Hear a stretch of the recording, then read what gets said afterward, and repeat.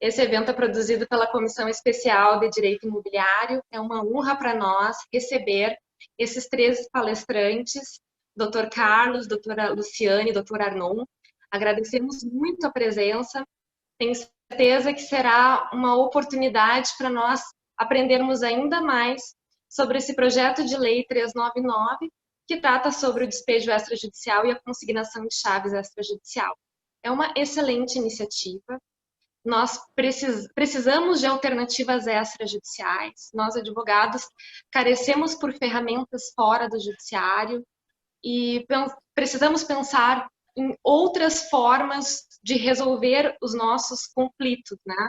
Eu acredito que esse projeto de lei, inclusive, favorece a nossa classe, porque o nosso trabalho vai aparecer ainda mais. O advogado acaba sempre sendo culpado por todas as mazelas, e por mais que a gente tenha muitos questionamentos, termos mais essa ferramenta, termos mais elementos para poder apresentar para os nossos clientes é valioso. Espero realmente que esse projeto seja aprovado. De início, eu gostaria de passar algumas orientações que a OAB pede para que nós tratemos aqui, tá? Então, esses eventos, eles são organizados pela Comissão Especial de Direito Imobiliário, sempre com auxílio da Secretaria das Comissões. Nós temos aqui duas representantes que nos auxiliaram muito durante esse processo, que é a Caroline e a Marileis. Temos outras pessoas que também trabalharam nisso, é toda uma equipe. Eu não vou citar todos os nomes agora, até para não gastar o tempo dos nossos expositores, mas ao final faremos os devidos agradecimentos. A Secretaria das Comissões, ela tem como objetivo trabalhar a qualificação e o aprimoramento dos advogados dentro das suas áreas respectivas. No nosso caso, como nós somos a Comissão Especial de Direito Imobiliário, tratamos de áreas referentes ao direito imobiliário. Nós temos também a Escola Superior de Advocacia, que cuida tanto do aprimoramento profissional dos nossos advogados, como da parte cultural. Promove eventos muito interessantes, inclusive teve um evento que foi com Carpinejar, foi bem legal. Nós, da comissão, também queríamos ter trazido, mas parece que a ESA teve um pouco mais de sorte. E promove vários eventos de qualificação em diversas áreas, são muito interessantes, né? A nossa OAB está fazendo um trabalho belíssimo aqui no Sul, né? E nos dando várias oportunidades, e depois até nosso presidente talvez reforce um pouco isso. A nossa comissão tem conseguido trabalhar em projetos variados e sempre com esse apoio da doutora Fabiana Barros, da doutora Rosângela, e engrandecendo muito e ajudando muito os nossos advogados, né?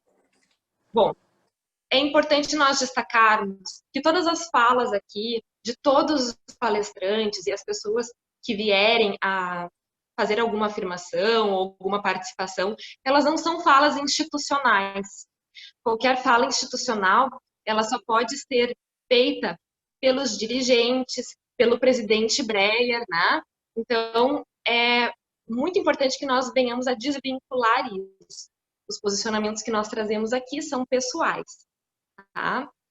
E então, o último ponto que eu preciso tratar é com relação aos nossos limites de fala, que na verdade é uma lembrança, todos nós já sabemos, que devemos observar, né, a lei 8909, que é o Estatuto da OAB, o Código de Ética da OAB, também todos os princípios, né, que dizem respeito à nossa profissão.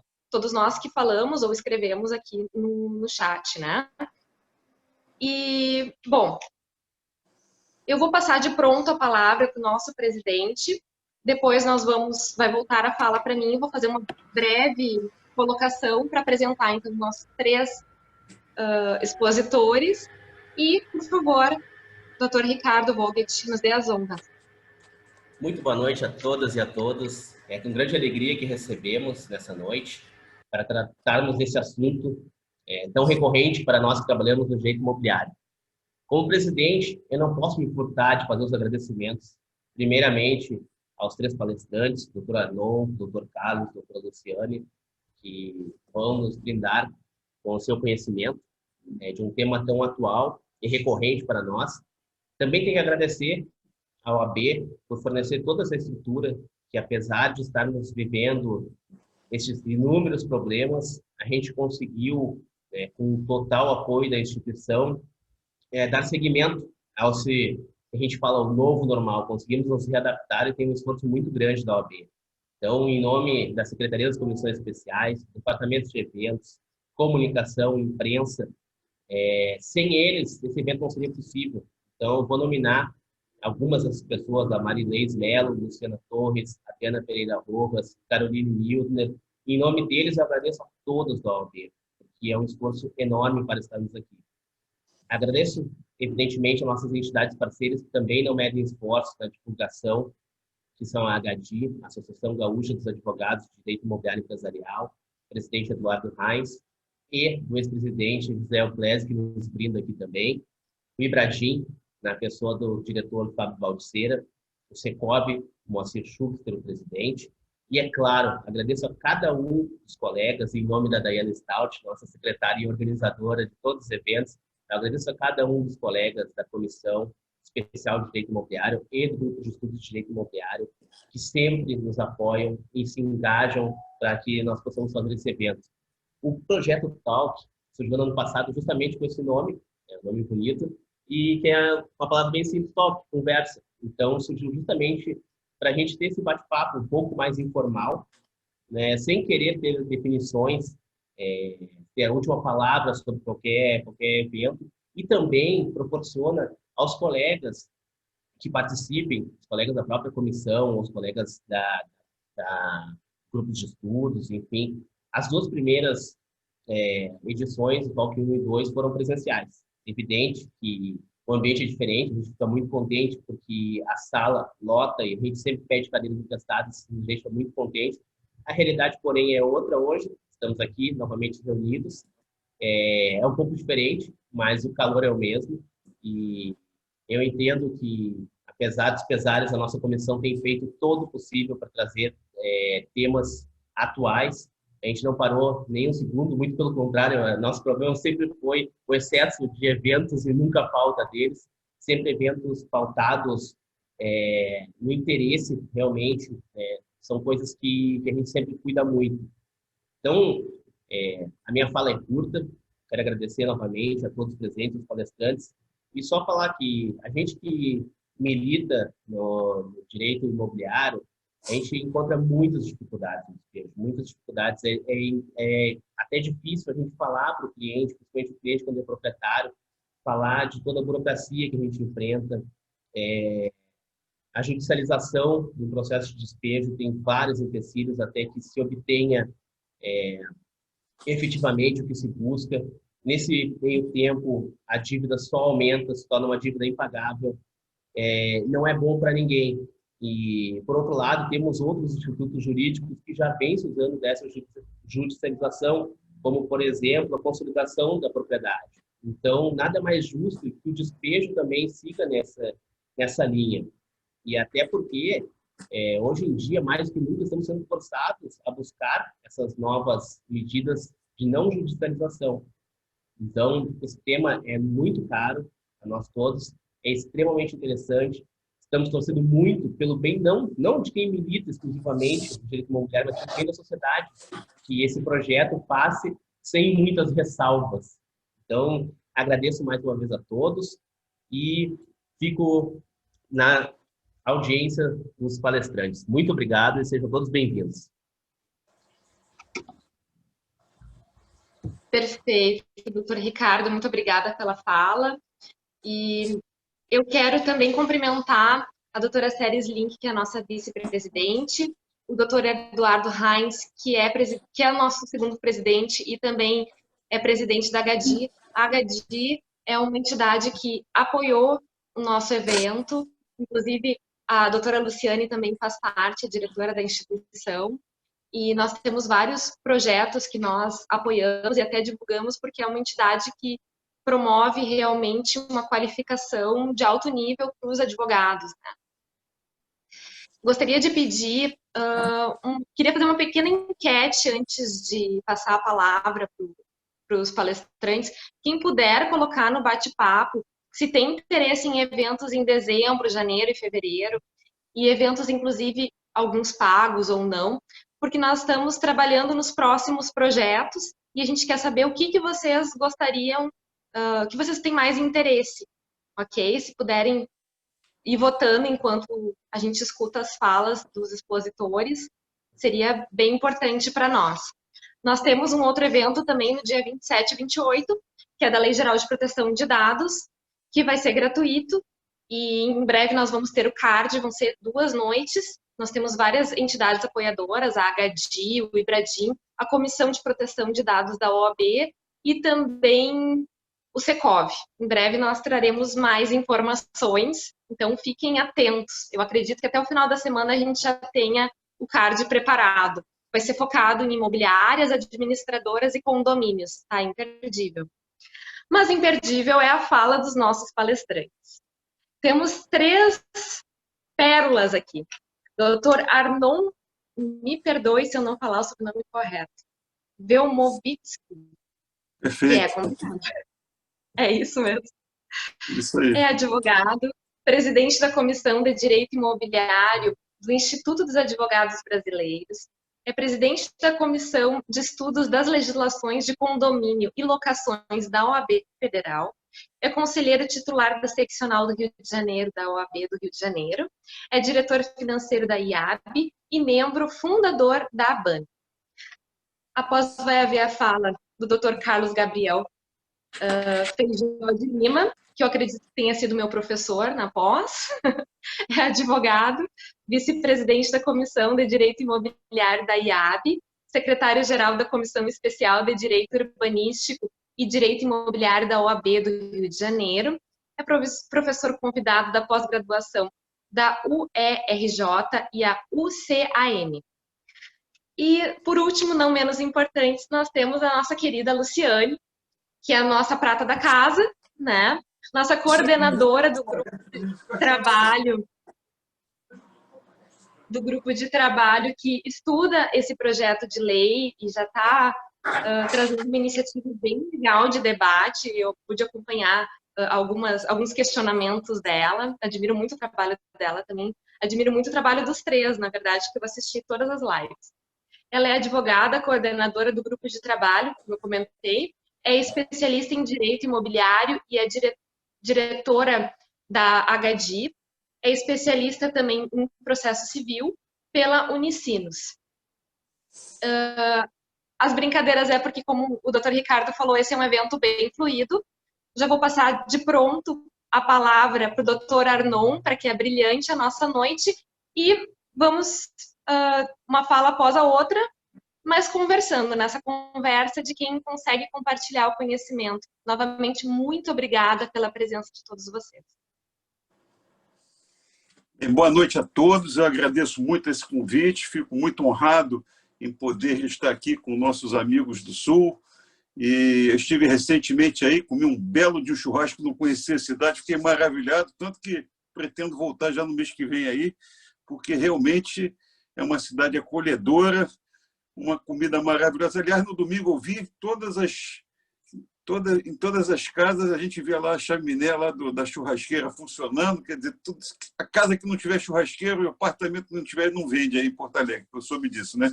Então já estou meio familiarizado aí com a turma, é uma honra muito grande poder estar com vocês, agradeço a Dayana, o Ricardo, ao meu querido amigo, dileto amigo Carlos Gabriel, a Luciane Silveira, e dizer a vocês que esse aqui é um talk show, é um talk imobiliário, então a gente vai tentar ser o mais informal possível, né, para a gente poder transmitir o que vem por trás desse projeto de lei. Isso aí, há uns 5 anos atrás, eu tive essa ideia, eu vi um amigo meu perdendo um apartamento de forma toda extrajudicial, né, que tinha uma alienação fiduciária. Eu falei, por que a gente não pode fazer um despejo extrajudicial, né? E eu comecei a maturar essa ideia, fui pensando sobre essas questões e fui pensando, aí vieram outros problemas pela frente, a gente vai, a vida, né, toca para cá, toca para lá, OAB, eu sou conselheiro da OAB, depois peguei agora, eu fui o primeiro presidente da Comissão de Direito Imobiliário da OAB do Rio de Janeiro, em 2007, quando eu fundei a comissão, E só fazendo um parêntese, que eu acho muito importante, que eu vi aí no Sul, aqui no Rio nós também estamos pacificados. Todas as comissões, todas as associações afins dialogam entre si, todos os nossos eventos a gente procura fazer em conjunto. Então, é a Comissão de Direito Imobiliário da OAB, é a Comissão de Direito Imobiliário do IAB, é a ABAME, é a ABAD, Secov, caminhamos de braços dados e juntos somos realmente muito mais fortes. Então, isso é uma questão muito importante.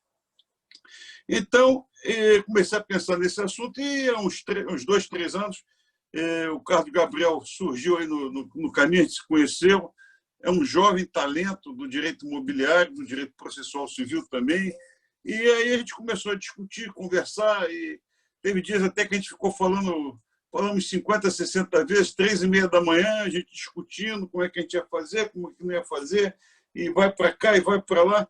E aí, finalmente, a gente deu andamento a essa coisa do nosso projeto.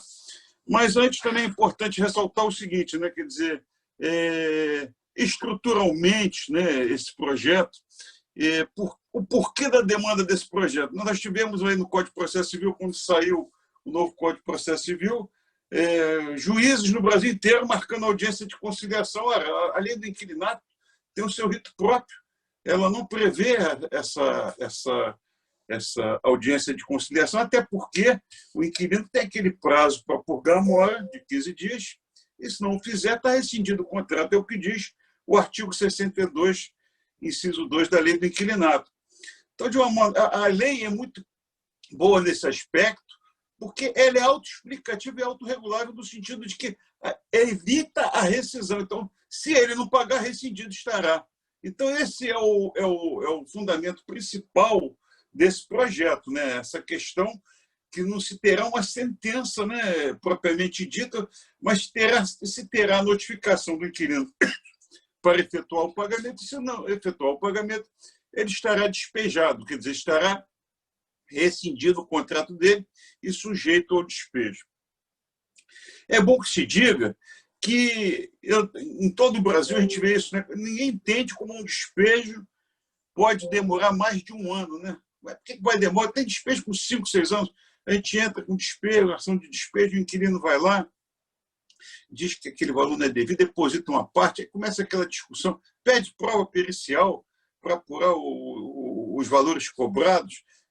Eu, nesses meus anos todos de advocacia, já vi cada doideira, maluquice da cabeça do juiz de permitir, né, perícia numa ação de despejo por falta de pagamento, permitir coisas absurdas, testemunha de quê?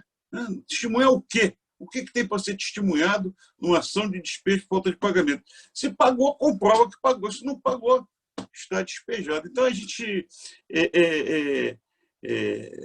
entende que há necessidade dessa lei também no sentido de você estabelecer uma estabilidade jurídica em relação ao ato jurídico que é praticado, né? Você não sabe, você não vê nenhum player grande na alocação de imóveis residenciais, porque ninguém vai botar dinheiro numa coisa que não sabe quanto tempo vai levar para ser despejado. Você não pode montar uma equação financeira, né? E antigamente eu tinha até medo de falar isso, porque você pega o pessoal, não, porque tem a função social da propriedade. Só não existe função social da propriedade na medida em que o dono do imóvel é uma pessoa particular, não tem nada a ver com nenhuma fundação de ordem pública, não é do governo. Então, se confunde muito a natureza jurídica do bem tutelado.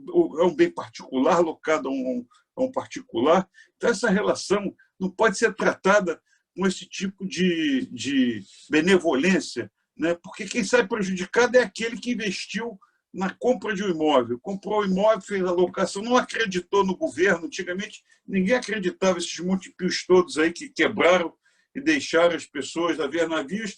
Então, as pessoas compravam um imóvel para complementar a sua renda na aposentadoria, né? Eu vou me aposentar e eu quero ter uma renda, eu quero acreditar que será possível eu poder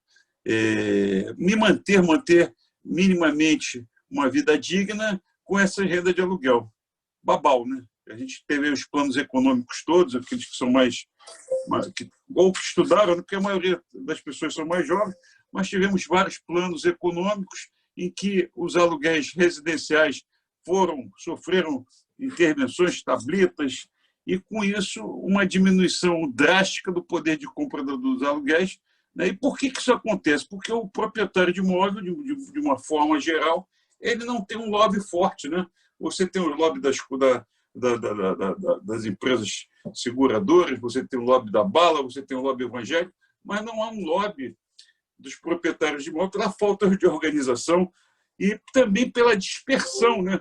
Uma pesquisa recente no Rio de Janeiro, foi feita aqui pelo Secov do Rio de Janeiro, 76,7% dos locadores têm somente um imóvel. Então, você não tem pessoas com quantidade grande de imóveis, né? 200, 300 imóveis, é uma coisa muito rara de se ver nesse tipo de mercado. E aqui no Rio de Janeiro também é uma coisa muito interessante, nós temos algumas mentes brilhantes, né? Nós tivemos uma lei do inquilinato que foi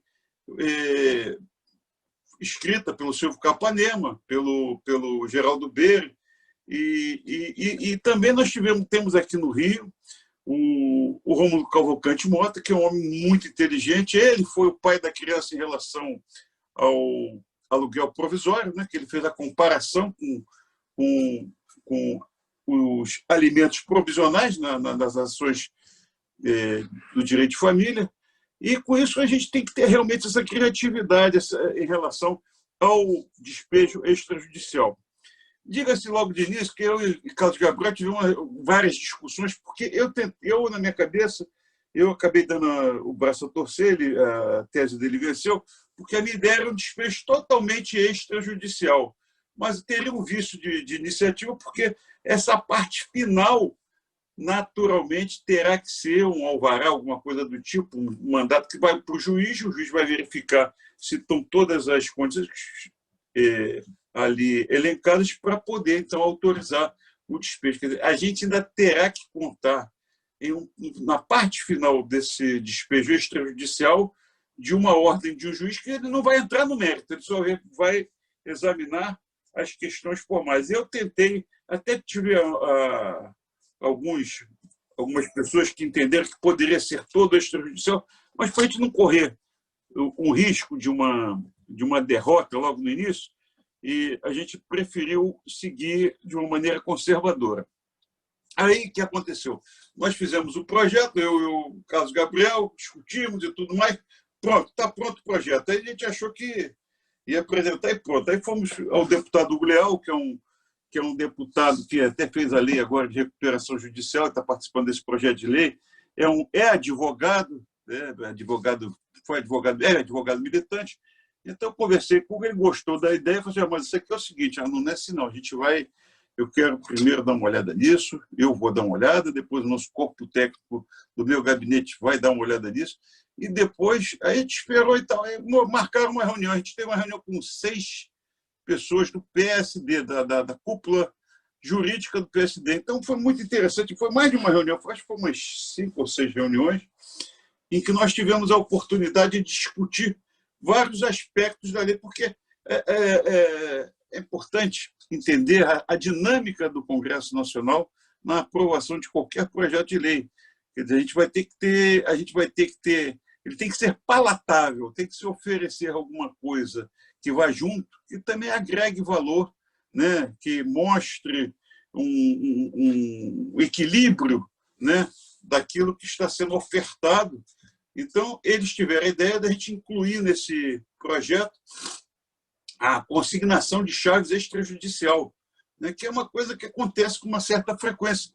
A recusa da chave, não, você vai ter que fazer isso, fazer aquilo no imóvel, você tem que completar aí você tem que botar aí não estou satisfeito, a vistoria não foi ok, né? Aqui, pelo menos, eu aconselho sempre que eu tenho alguma coisa em relação a isso, eu entendo que a gente recebe a chave com ressalva para evitar uma consignação de chaves. Então, essa ideia que eles tiveram, a gente incorporou ao projeto, e também outras ideias que eles tiveram muito interessantes, né? Eles mexeram muito no projeto, eles mexeram na questão do prazo, a gente aumentou os prazos para o inquilino por gamora, o prazo para ele recorrer de qualquer ilegalidade que ele veja que tenha sido cometido, porque, basicamente, como é que será esse despejo? A gente vai ser todo processado num cartório de notas. Então, a iniciativa de ir ao judiciário deixa de ser do locador. O locador passa a não ter aquele ônus de gastar custas judiciais, ter todo um aparato que, inclusive, os honorários de um despejo extrajudicial poderão ser bem menores do que um despejo judicial, porque nesse processo extrajudicial não haverá contraditório. Se houver alguma discordância do inquilino, ele que vai à justiça. Então, a iniciativa passa a ser do locatário. A gente tira esse ônus do locador, né? Ônus em todos os sentidos, ônus de ter a iniciativa, ônus de arcar com essas despesas bastante expressivas para recorrer ao judiciário, e essas despesas passam a ser do locatário, caso ele entenda que há algum vício, né? Em qualquer momento, a gente uma questão que a gente colocou com muita clareza, para não deixar qualquer dúvida, a possibilidade desse locatário recorrer ao judiciário, né? Abrindo um outro parênteses também interessante, durante esse período em que a gente estava vendo se o projeto ia ser distribuído ou não, depois que a gente fechou essas 6 reuniões, não, está tudo ok, voltou para o Hugo e vai distribuir, não vai distribuir. E aí a gente não sabia qual era o número do projeto, a gente entrava com as palavras-chave de despejo, né, nesse período da pandemia. Olha, eu verifiquei mais de 150 projetos de lei para acabar com a intenção de que os despejos fossem sustados, né? Até que no Rio de Janeiro tem uma lei estadual sustando os despejos durante o período inteiro da pandemia, manifestamente inconstitucional. Quer dizer, então a gente vê essas coisas todas. Então, uma questão também que é importante, que embasa bem o nosso projeto, é a questão que o despejo por falta de pagamento é uma das ações de menor complexidade que a gente vê, porque as coisas são muito objetivas. Aluguel, condomínio, IPTU, seguro, taxa de prevenção de incêndio que tem aqui no Rio, não sei se tem aí em Porto Alegre, nessas despesas normais comprovadas, né? Você não vai cobrar aquilo se você não tem um comprovante do respectivo pagamento dos recibos. E o aluguel é baseado num contrato de locação, os reajustes também. Então, e também os cálculos aritméticos, né? Então, uma das coisas que, quando a gente pensou em fazer todo o despejo extrajudicial, de ofertar a possibilidade de discussão entre locador e locatário, julgada pelo escrivão, né? pelo titular da serventia, foi muito nisso. Inclusive, uma experiente titular de um cartório, não, a gente pode fazer, a gente bota um serviço de contador aqui dentro do cartório, a gente bota o serviço jurídico aqui, a gente faz um staff jurídico para analisar e tudo mais, mas aí chegamos à conclusão que a gente tem que começar de uma forma humilde, né, ou menos complexa, para poder convencer, né, os nossos deputados da necessidade desse tipo de procedimento, né? A importância futura disso, né? Uma das questões, quando a gente fez uma live com o pessoal lá do AB de São Paulo, com o Secov, estava o Jacques Buchansky, ele falou um negócio muito interessante que eu fiquei muito impressionado. Ele falou o seguinte, que em São Paulo eles levantaram estatística que de 100% dos despejos por falta de pagamento, 97% redundam no despejo do inquilino, quer dizer, 3% é que vem a pagar o débito e a locação persiste válida, né? Então, a gente também tem que entender, né, que o inadimplente, né, pelo menos aqui a gente vê em todos os estados, né, as amostras são significativas, ele é a exceção, ele não é a regra. Até porque se a gente tivesse no inadimplente um percentual muito grande, nós não teríamos a possibilidade de ter um mercado em funcionamento. As pessoas iriam desistir de locar o imóvel, ou usariam ou venderiam. E uma questão também que é muito importante, né, quando a gente discute essa questão da alocação, né, a importância desse mercado, especialmente do mercado de locação de imóveis residenciais, é o déficit habitacional que só cresce. Hoje nós temos um déficit habitacional do Brasil de 8 milhões de unidades. Apesar de ter Minha Casa Minha Vida, todos esses projetos do governo, esse déficit ele não baixa, né? A gente já foi 7 milhões, 7 milhões e meio, hoje passa de 8 milhões a quantidade de unidades que estão do déficit habitacional. Outra questão também importante que a gente botou nesse projeto de lei, que foi uma das questões que eu achei bacana, que a assessoria jurídica do PSD nos sugeriu, foi a questão da negociação como questão prévia, né? Então, a negociação pode ser uma simples envio de um e-mail solicitando que pague o aluguel, mas que tenha a pessoa não vai direto para o despejo. Outra discussão também que existe, né? Porque o sujeito entrou com ação. Existe alguém que vai entrar com uma ação de despejo por falta de pagamento que não tentou conversar com o inquilino antes para buscar a solução do problema, né? A gente vê aí os escritórios todos mandam telegrama, mandam e-mail, mandam WhatsApp, liga, tenta resolver o problema, né? Quer dizer, ninguém quer gastar dinheiro à toa, né? Então, você, quando já entra com a ação, um dos motivos que eu sou muito contra essa questão da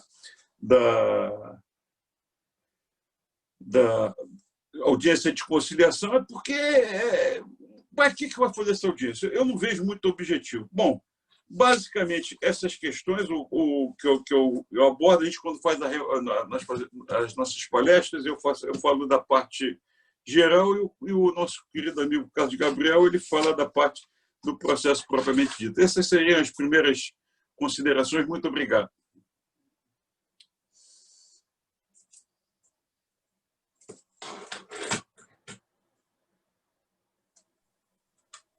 Passo a palavra para o doutor Carlos. Fique à vontade, com você. Bom, boa noite a todos. Vou aproveitar os agradecimentos que o Arnon fez. Essas iniciativas, né, de debates sobre o PL do despejo extrajudicial, elas são fundamentais. A gente comentava antes de iniciar aqui a palestra o quanto elas agregam para nós que tivemos um primeiro movimento bastante solitário, né, de estruturação do projeto, debatemos internamente no IAB, debatemos também internamente em outras comissões, mas acabou ali que o dia a dia éramos eu e Arnon, e depois que o projeto agora ganhou mundo, ganhou forma, a gente tem recebido muitos contatos de muita gente querendo nos auxiliar e dando ideias interessantíssimas sobre mecanismos para aprimorar o projeto. A minha função aqui, né, a minha palestra, é tratar muito mais da estrutura do despejo extrajudicial, como ele vai funcionar na prática e o que nós podemos esperar de posicionamento do judiciário em relação a isso. Toda vez que se constrói um projeto de lei, a gente tem que analisar 3 premissas fundamentais. A primeira premissa fundamental é de que maneira esse projeto rompe ou não paradigmas mercadológicos. Então, uma pergunta que a gente se fez foi a seguinte: o despejo extrajudicial, ele vai de alguma maneira prejudicar o mercado? Ele vai dar ao mercado um empecilho, um obstáculo novo? Porque de nada adianta criar um projeto que visa solucionar um problema se ele cria um problema novo. E a nossa conclusão inicial era que não, na verdade ele vai solucionar uma dificuldade e trará provavelmente frutos vantajosos. Um pensamento que inclusive a gente atribui ao Rômulo Cavalcante é a ideia de que se a ação de despejo demorasse 3 meses, ninguém teria necessidade de pedir garantia. Porque uma dívida de 3 meses de aluguel em encargos, ela seria uma dívida tolerável, né? É possível até que credores, eventualmente, não discutissem judicialmente essa dívida, não buscassem se remunerar dessa dívida, ou se o fizessem, não tivessem isso ali como uma parte integrante da ação de despejo. E aí nós manejaríamos muito mais despejos puros, que no Rio de Janeiro já tem se tornado uma prática para tentar acelerar um pouco o trâmite dessas ações. A segunda grande premissa é analisar se, do ponto de vista técnico, a disrupção é muito grande. Por mais que a palavra disrupção ela seja utilizada hoje, né, em função do avanço da tecnologia, da própria lógica de direito 4.0, né, em que a gente está começando a pensar o direito dentro de um universo de dados, de processamento de dados em velocidade absurdamente grande, a disrupção técnica, ou seja, você fazer uma alteração de estrutura jurídica, ela pode trazer alguns problemas. O principal problema é o período de maturação dessa transformação. Toda vez que você faz inserir uma nova norma no ordenamento e essa norma rompe os paradigmas anteriores, existe todo um processo de absorção, recebimento e de questionamento dessa norma. Um exemplo muito bom que nós podemos trazer, já que nós estamos tratando aqui da desjudicialização, ou então de uma alternativa extrajudicial a um problema judicial, é o exemplo da alienação fiduciária em garantia, que substituiu a hipoteca e que durante os primeiros 3 a 4 anos de início de vigor da lei de alienação fiduciária, ela foi, em muitos casos, rechaçada pelo judiciário. O judiciário simplesmente não aplicava a lei. E aí o próprio mercado se retraiu um pouco a aplicar, pensando, olha, se o judiciário não aplica, eu não vou colocar, não vou me servir de uma garantia que eu não tenho certeza de como o judiciário lidará. Demorou quase 3 a 4 anos para que a gente pudesse começar a ter uma alienação fiduciária se desenvolvendo da maneira adequada, e até hoje a alienação fiduciária tem problemas. Nós estávamos recentemente discutindo no STJ a questão do artigo 53 do Código de Defesa do Consumidor e a alienação fiduciária. Então, vejam, uma lei que já completa, em tese, aí, quase 20 anos e continua com dificuldades para delimitar, para uniformizar a sua interpretação. E a terceira grande ponderação é a questão da constitucionalidade em si. A análise da constitucionalidade da lei, e que foi o desafio talvez mais complexo, e que aí eu tenho que me curvar ao apoio que nós recebemos de toda a assessoria do deputado Hugo Leal e da própria Câmara, né? Ela nos ajudou bastante a entender questões de vícios formais que nós tínhamos que enfrentar, vícios de iniciativa que um primeiro draft do projeto apresentava, e com isso nós conseguimos aí enfrentar essas 3 grandes questões iniciais para o projeto nascer, e o resultado final é esse, que é conhecido como a Lei 3.000, como o projeto de Lei 3.999. Poxa, por um não foi o 4.000, né? Seria mais bonito 4.000, ficamos nos 3.999.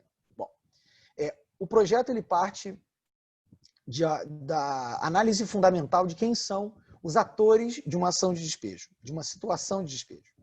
Então, no nosso projeto, nós temos o locador, o locatário, o tabelião, o poder judiciário e o terceiro que eventualmente ocupe o imóvel. São esses os atores que hoje estão presentes no nosso despejo extrajudicial. O despejo extrajudicial, portanto, ele nada mais é do que a observação recorrente de como se desenvolve um processo de despejo. Então, toda ação de despejo ela tem um locador, ela tem um locatário. Algumas podem ter ou não a participação de um tabelião para uma ata notarial, para a vistoria final do imóvel, para uma vistoria inicial, seja o que for. Poder judiciário, obviamente. E o terceiro, ele também é um personagem que circunda as ações de despejo, especialmente enquanto obstáculo para o cumprimento do despejo. Por mais que nós tenhamos precedente do STJ, inclusive, dizendo que na ação de despejo, a sentença que ordena o desalígio, ela também afeta terceiros que não fizessem parte do processo, essa discussão ainda é uma discussão complexa nos nossos tribunais. E nós percebemos que os tribunais eles têm a dúvida no seguinte sentido: qual é a natureza da posse daquele terceiro? Por que aquele terceiro está ali? A depender de qual seja essa natureza, pode ser que esse terceiro de fato possa obstar o despejo. Então nós pensamos em todos esses atores, nesses 5 atores, para tentar estruturar o nosso procedimento. Meu objetivo aqui é ser breve, eu vou fazer um resumo rápido de como o procedimento caminha, e aí acho que no momento das perguntas a gente poderá debater com mais facilidade. Bom, todo o nosso procedimento ele começa manejando uma prerrogativa fundamental de todo o tabelionato de notas, que é a capacidade de atestar a veracidade de fatos.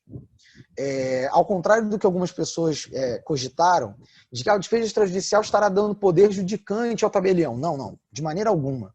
O que o nosso procedimento faz é simplesmente utilizar o que o tabelionato de notas tem de melhor, o que o tabelião tem de melhor, que é a sua capacidade de dar fé a certas circunstâncias. O tabelião que lavra uma escritura dá fé que aquela é a vontade das partes que ali compareceram. O tabelionato que lavra uma ata notarial dá fé de que aqueles fatos aconteceram daquela forma ou foram verificados daquela forma. Isso nada mais é, em certa medida, do que o Poder Judiciário faz ao analisar as provas de um processo. A análise probatória é o reconhecimento de que aquele fato acontece ou não acontece. Qual é a grande questão que nós fizemos? A partir de agora, o tabelião não vai analisar provas, mas sim verificar se aquela documentação que está sendo apresentada de fato está sendo apresentada e se aqueles requisitos foram ou não cumpridos. Ele pode fazer esse atestado. Então, todo o nosso procedimento nasce com o locador comparecendo ao tabelionato de notas de sua escolha, vírgula, desde que seja na base municipal, na base regional do imóvel locado, e a razão disso é que, por mais que seja princípio da própria lei que regulamenta a profissão, a função do tabelionato de notas, do tabelião de notas, nós sabemos que, para fins de diligências presenciais, existe uma regra de competência, ou seja, as diligências presenciais só podem ser feitas, a princípio, pelo tabelião da localidade. Então, nós tivemos que trazer um pouco essa lógica. Isso não é uma lógica estranha ao ordenamento. A própria uso capião extrajudicial, na regulamentação, né, na resolução número 95 do CNJ, do provimento 95 do CNJ, provimento 65 do CNJ, já trata disso, da ideia de que o tabelião de notas que lavra a ata notarial terá que ser da localidade. Então, nós simplesmente emulamos aqui essa estrutura. O locador, então, comparecerá ao tabelionato e informará sua identificação, prova que o contrato de locação existe, prova da tentativa de negociação, que essa tentativa de negociação teve no seu cabo a comunicação de que seria manejado o despejo extrajudicial, a planilha para fins de purga da mora, e aí a importância de nós tentarmos manter uma coerência técnica, ou seja, a purga da mora, que é um instituto, por mais que algumas pessoas acreditem que é um instituto de direito processual, ele não é, ele é um instituto de direito material. A purga da mora nada mais é do que uma consignação e reconhecimento de quitação pelo juiz. Então, a planilha para a purga da mora, a indicação para a conta de depósito para essa purga da mora que venha a ser feita. A ata notarial, então, é aberta quase na forma de um processo. Eu fui indagado, uma indagação que eu achei muito pertinente, acerca da possibilidade de por que não criamos um procedimento administrativo específico no tabelionato de notas. Porque a criação de um procedimento administrativo específico poderia nos levar a um vício de iniciativa, a um problema de nos imiscuir numa discussão de estrutura dos tabelionatos de nota que talvez não coubesse dentro do projeto. Por isso, nós fizemos a opção da ata notarial. Bom, 30 dias corridos após a abertura dessa ata notarial, do início da lavratura dessa ata notarial, que sofrerá aditivos, né, que será adicionada de outras informações, o locador ele deve notificar o nosso locatário. E deve notificar por meio do registro de títulos, documentos ou serventia que o valha. Mais uma vez, manejando as prerrogativas e a capacidade de reconhecimento da fé dos determinados fatos, ou seja, dar fé pública a certos fatos, os registradores de títulos e documentos têm exatamente essa capacidade. Eles certificam de que determinadas diligências foram cumpridas daquela forma, no caso das notificações extrajudiciais. Então, essa notificação feita via RTD ou serventia que o valha vai suprir aí a função de uma citação. Teria essa característica de suprir. E essa notificação ela teria a finalidade de solicitar que o locatário ou purgue a mora ou desocupe o imóvel, na forma do artigo 66C do nosso projeto. E essa notificação, à semelhança da própria ata notarial, deverá conter todas as informações necessárias ao despejo judicial, previstas no 62, inciso 2º da Lei do Inquilinato, a inclusão, inclusive informando a inclusão de aluguéis e encargos vincendos, né, nesse período de 30 dias, se houver. Nós teremos a indicação de conta bancária, agência, etc., e a indicação do procedimento junto ao tabelionato de notas. Então, nessa notificação dirá, olha, inclusive eu já abri o procedimento no tabelionato de notas tal, você, por favor, verifique, é lá que os atos daqui para frente serão praticados. Bom, feito isso, o locador terá 15 dias úteis, tá, para complementar a ata notarial. Então, o locador terá 15 dias úteis da data do recebimento da notificação, do envio da notificação, para complementar a ata notarial. Complementar de que forma? Comunicando que notificou. Olha, eu enviei aqui a notificação ao nosso locatário, está aqui o comprovante da notificação e por aí vai. Bom, qual é a grande questão que nos coloca aqui? É claro que essa complementação ela ficaria prejudicada ou perderia o seu sentido se o locatário, nesse interregno de 15 dias úteis, já tiver purgado a mora ou já tiver desocupado o imóvel, óbvio. Mas a ideia aqui é que o nosso locador compareça mais uma vez ao tabelionato de notas para informar que notificou, que praticou, agiu de acordo com a formalidade exigida na lei.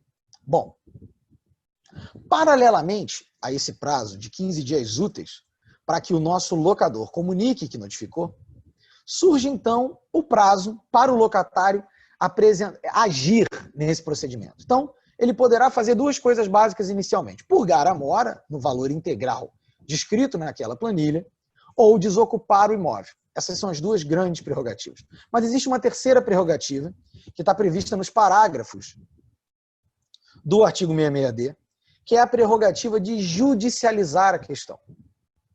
Então, o locatário que se sentir prejudicado por essa estrutura, ou seja, que se sentir prejudicado por essa notificação, terá 30 dias úteis, e esse prazo de 30 dias é decadencial, portanto, estamos falando aqui do exercício de um direito efetivo, se não for exercido, caduca, se perde. Ele poderá buscar o judiciário para tentar, pelo mecanismo judicial que entender cabível, obstar o despejo. E aí é que vem a grande questão. Muita gente questionou, por que vocês não criam um procedimento especial? Porque eu não sei qual é a defesa do locatário. Eu não sei o que o locatário invocará. Pode ser que o locatário simplesmente mova um pleito declaratório para dizer eu não sou locatário dessa pessoa, eu nem sei quem é essa pessoa. Ou pode ser que o locatário resolva questionar o que lhe está sendo cobrado. Ele diga, olha, o que está sendo cobrado está errado, o cálculo está errado. E se ele tiver a capacidade de convencer o juiz de que realmente existe ali uma perda de, vamos dizer assim, uma insuficiência do cálculo, um equívoco de cálculo, um excesso de cálculo, e o juiz entender que isso é suficiente para obstar a ordem de despejo, assim será feita. É claro, para que exista uma liminar obstando o despejo extrajudicial, o nosso projeto de lei exige que esta liminar esteja fundamentada em prova inequívoca. Ou seja, não é uma liminar simplesmente pautada em probabilidade do direito ou pautada simplesmente em urgência, mas ela tem um plus, que é a prova inequívoca, que era o que existia no artigo 273 do Código de Processo Civil anterior. O Código de Processo Civil anterior, quando ele tratava da tutela antecipada, ele falava em prova inequívoca. E o Código de Processo Civil atual, ele não vou dizer que afrouxou, ele modificou o sistema de tutelas, né, o sistema de antecipação, mas nós queremos deixar claro que essa prova tem que ser uma prova muito robusta. Não basta uma mera alegação, não basta uma mera ilação. Perfeito? E caso ele decida desocupar o imóvel, ele vai observar o procedimento e aí é muito interessante, ele vai observar o procedimento extrajudicial de consignação de chaves previsto nessa própria lei, o que é um facilitador aqui na nossa leitura. Bom, essas são as prerrogativas que o locatário tem nesse primeiro momento. Prosseguindo, depois de 30 dias após o limite para a purga da mora, ou seja, depois que tiverem transcorrido 30 dias após o prazo de purga da mora, o locador vai mais uma vez comparecer. E as pessoas questionaram, puxa, mas esse locador tem que ir muito ao tabelionato de notas? Por que ele tem que ir tantas vezes ao tabelionato de notas? Porque se nós estamos aqui pensando em manter uma lógica técnica, todo processo, ele move-se por provocação, ele não se move de ofício. Nós estaríamos entregando ao tabelião uma condução do processo que não é condizente com a sua função. Então, esse retorno do locador ao tabelionato de notas, essa diligência, essa exigência, mantém uma certa semelhança, similitude ao sistema que existe hoje, e nós acreditamos que isso vai provocar uma adaptação mais simples a esse sistema. Né? A gente tem que pensar aqui, claro, de uma maneira pragmática. Eu adoraria escrever que, por um passe de mágica, uma pessoa é despejada. Até porque, já faço aqui um disclaimer, atualmente atuo para infinitamente mais locadores do que locatário. Mas a gente tem que guardar um certo equilíbrio nessa sistemática. Então, ele retornará mais uma vez, agora para fazer uma mera verificação. Primeiro, ele vai verificar se houve a purga da mora. Se houver a purga da mora, ele vai manifestar a sua concordância ou não em 10 dias. Se ele concordar, o procedimento ali se encerra. Se ele discordar, não vai haver, em tese, o despejo extrajudicial, salvo se o nosso locatário já tiver movido, já tiver impedido de alguma maneira o despejo de acontecer naquela forma que nós analisamos antes. Caso o locador não compareça e não se manifeste, o procedimento é encerrado, ou seja, o locador ele tem que ser diligente. E daí talvez a importância da participação do advogado. O acompanhamento desse procedimento é um acompanhamento, eu não vou dizer complexo, mas é um acompanhamento que vai exigir diligência. Vai exigir know-how, vai exigir experiência com esse tipo de serventia. Bom, tendo ocorrido qualquer uma dessas hipóteses, o tabelião vai finalizar a ata notarial, ele vai encerrar a ata notarial, que está previsto no artigo 66F. E aí, nós temos algumas observações. Primeira observação. Caso o locador concorde com a purga, o contrato permanece válido. Ocorreu a purga ali de maneira extrajudicial. Caso o locador não concorde com a purga, ou o locatário não promova essa purga integralmente, ou o locatário não desocupa o imóvel, fica desde logo rescindido o contrato e decretado o despejo extrajudicial. Op legis. O despejo extrajudicial é op legis. E nós vamos entender como que isso vai funcionar. E, finalmente, se o despejo for encerrado, se o despejo for encerrado com a desocupação voluntária, a gente vai analisar as previsões do artigo 66D, que nós já vimos um pouquinho atrás. Bom, finalmente, vamos ao tabelião. O tabelião, na hipótese de rescisão da locação, ou seja, caso não ocorra a purga, ou ocorra discordância por parte do locador em relação à purga, ou então não ocorra desocupação, o tabelião oficiará o TJ e fará remessa deste procedimento de despejo extrajudicial para livre distribuição ao juízo competente. Para livre distribuição ao juízo competente. E aí, obviamente, terá que se fazer uma análise, nesse momento, o próprio tabelião, se servindo ou da sua assessoria jurídica ou do próprio requerente do despejo extra, se existe cláusula de eleição de foro e, se não houver cláusula de eleição no foro, o local do imóvel. E aí, obviamente, essas custas dessa remessa correrão por conta do locador. Quanto a isso, não paira dúvida. O Poder Judiciário recebe esse procedimento e muita gente questionou por que não colocar isso na mão do advogado. Porque colocar na mão do advogado, do ponto de vista pragmático, induziria a uma dúvida acerca do seguinte: peraí, quer dizer que a gente vai fazer um despejo extrajudicial em que um advogado vai apresentar ao juiz uma série de documentos e unilateralmente esse despejo vai acontecer? Quer dizer, o advogado apresentará prova unilateral, mesmo que certificada? E aí nós pensamos o seguinte: é melhor que o tabelião faça isso diretamente. Porque com o tabelião fazendo diretamente, não estaremos tratando aqui de prova unilateral, de apresentação unilateral de uma prova, mas sim da comunicação de um prestador, de um serventuário, de alguém delegatário de uma função do Poder Judiciário para outro. Bom, o juízo, então, recebe isso, analisa os seus requisitos, vê se a lei foi observada adequadamente e autoriza o despejo. E o termo autorizar é fundamental. O despejo ele já está decretado por lei. Op legis, a rescisão já aconteceu, o despejo já vai acontecer.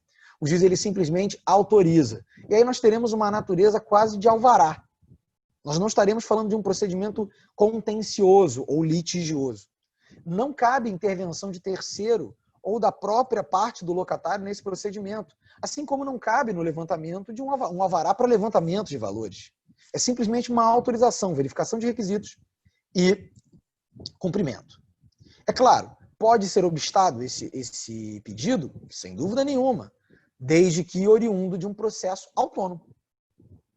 E nós devemos observar que o locatário, para mover esse processo autônomo, é claro, casos concretos podem surgir que não façam jus ao que eu vou dizer, mas ele terá que observar aquele prazo de 30 dias lá de trás do direito que teria em tese decaído de questionar o despejo extrajudicial. Mas é claro, eu vislumbro a hipótese de alguns casos específicos, mesmo já havendo a decadência daquele direito, haver ali uma questão a ser levantada num procedimento autônomo que pode obstar. Mas isso tem que ser num procedimento autônomo que poderá até ser um processo distribuído por dependência de uma maneira quase que incidental a esse procedimento especial. Mas que esse procedimento especial terá que existir, de autorização terá que existir.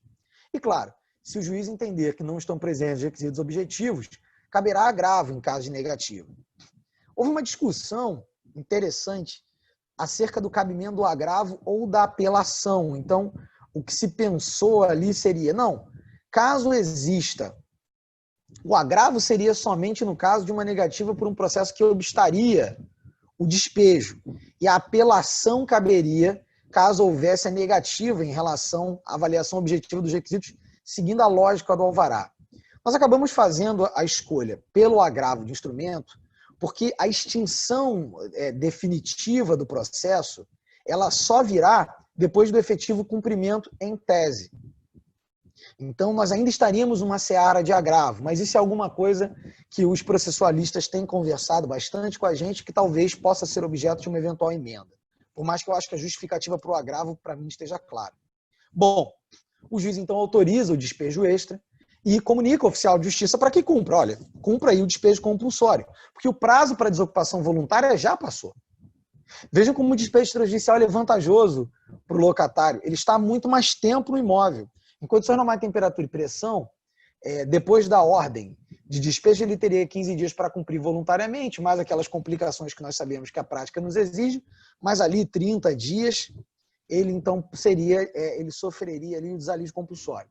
Nesse caso, ele teria os 30 dias e mais todo esse trâmite aqui que nós estamos analisando. Nós pensamos no despejo extrajudicial para demorar algo em torno de 120 dias, mais tardar 180 dias, não mais que isso. Até porque nós temos prazo a cumprir. Bom, o oficial de justiça vai cumprir o despejo e, seguindo a lógica da própria lei do inquilinato, os terceiros que eventualmente ocupam o imóvel também serão objeto dessa desocupação, precedente do STJ 1000 para analisarmos, e o locador ou o procurador vão servir de depositários. O procurador desse locador servirão como depositário dos bens que existirem no imóvel. Então, isso sem prejuízo, claro, de se manejar o penhor legal previsto no artigo 1467 e outras estruturas que nós temos contratuais. Bom, caso exista um terceiro, é a última hipótese que nosso projeto vai tratar, esse terceiro pode buscar o despejo extrajudicial. Perdão, pode obstar o despejo extrajudicial, mas desde que o faça por procedimento próprio. Ele não poderá intervir, como muitas vezes intervém nos despejos judiciais. Ele não poderá intervir no despejo. Ele pode mover uma ação, uma manutenção de posse, algo nesse sentido, ou até uma reintegração de posse, caso já tenha sofrido com desalígio, e poderá sim obstar esse despejo extrajudicial, os efeitos desse despejo extrajudicial, mas desde que faça isso por via autônoma. Bom, de maneira bem resumida, esse é o despejo extrajudicial, é o desenho do despejo extrajudicial. É claro que nós temos questões controvertidas a analisar. Eu agradeço mais uma vez o convite e me coloco à disposição para quaisquer esclarecimentos.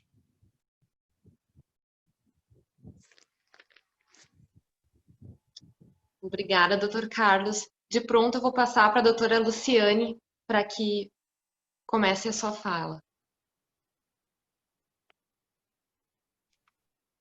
Obrigada. Eu cumprimento a todos que estão participando desse evento, mas de início o doutor Arnon, o doutor Carlos Gabriel, que são os autores, né, do anteprojeto do despejo extrajudicial e da consignação extrajudicial de chaves. É um projeto de lei que está tramitando recentemente e que já começa a suscitar tantos debates.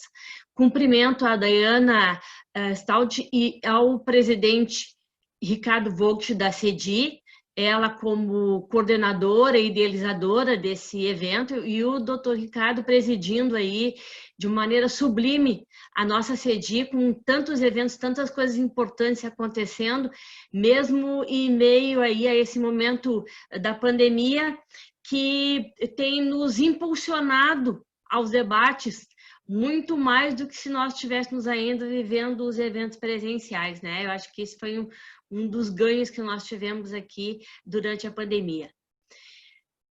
Eu vejo aqui que tem vários colegas queridos, não vou nominar todos, mas assim, um agradecimento especial a todos que estão nos prestigiando e participando aqui desse nosso debate hoje.